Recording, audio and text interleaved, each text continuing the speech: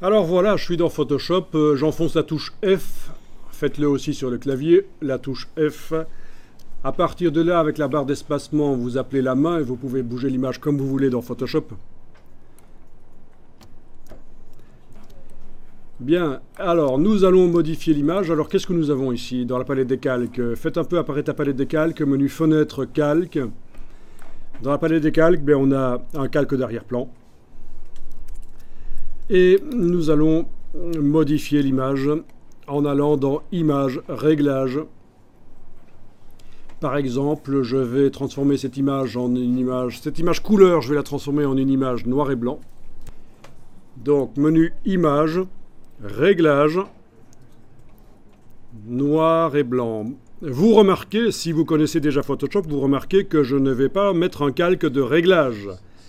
Parce que les calques de réglage dans des fichiers JPEG, ça ne passe pas. On ne peut pas créer de calque.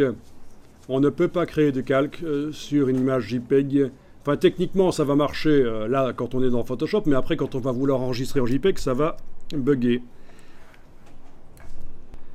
Avec la case aperçu cochée, vous décidez à quel point les couleurs d'origine de l'image interviennent dans la version noir et blanc. Voilà. Très intéressant pour transformer ces images couleurs en noir et blanc, bien entendu, ce système du réglage noir et blanc. Il en existe quelques autres, dont certains plus évolués, mais c'est déjà mieux que simplement retirer les couleurs par image, réglage, désaturation. Ici, vous avez quand même un contrôle sur le résultat. Et en fonction de ce que vous voulez donner comme ambiance, voilà. Bon. Quand c'est bon, vous cliquez sur OK. Vos pixels couleurs ont été modifiés. Il s'agit maintenant de pixels noir et blanc. Pourtant, on est toujours dans une image de type RVB, image mode couleur RVB. Donc c'est une image qui potentiellement peut contenir la couleur. Mais on a fait en sorte que tous les pixels soient créés par une quantité équivalente de lumière rouge vert bleu, ce qui les fait apparaître gris en fait. Chaque pixel a la même quantité de rouge vert bleu, donc ils apparaissent gris. On n'arrive pas à avoir de la couleur dans cette image, il n'y en a pas.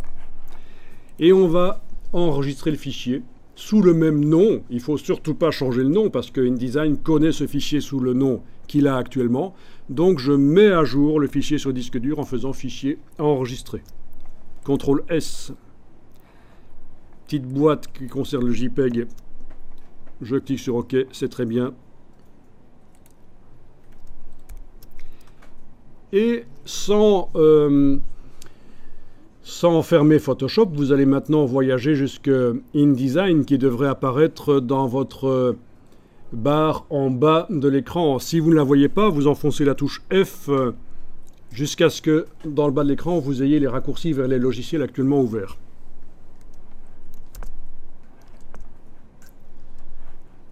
D'une manière ou d'une autre, vous retournez vers InDesign et vous remarquez que, tiens, l'image a été mise à jour toute seule dans InDesign, parce que InDesign savait qu'on était en train de modifier cette image. Pourquoi? Parce qu'on a demandé au départ de InDesign de l'ouvrir dans Photoshop. Donc voilà, dès que le fichier est modifié, il est mis à jour.